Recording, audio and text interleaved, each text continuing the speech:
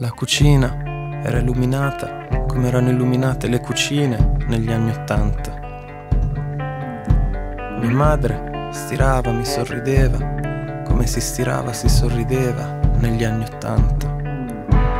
Lei era proprio nel mezzo della stanza, fra la televisione e me seduto alla postazione DJ. E in TV Luis Miguel, nel mangiadischi pure. E io non capivo come faceva ad essere contemporaneamente qui e lì, lì e qui.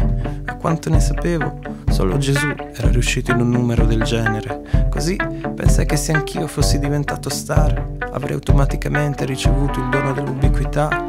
Sarei magari anche riuscito nella moltiplicazione dei pani, dei pesci, dell'uovo maltina, delle figurine, di tutte le cose che mi sarebbero servite nella vita, senza far altro che mettere ghette bianche, cantare noi, ragazzi di oggi noi, con tutto il mondo davanti a noi. Oggi sono un ragazzo di oggi, ho il mondo davanti a me.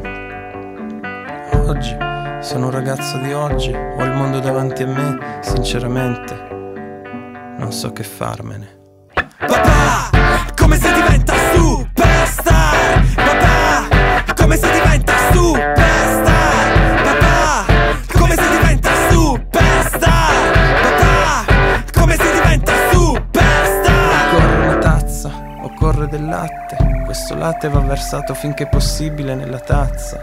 Zucchero, adesso ci vuole dello zucchero. Adesso metti lo zucchero e gira. È arrivato il momento.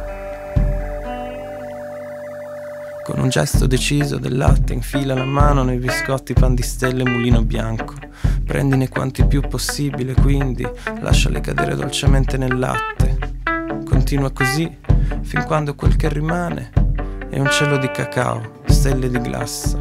La zuppa è pronta, mangiane più che puoi e anche tu sarai una stella. La zuppa è pronta, mangiane più che puoi e anche tu sarai una stella.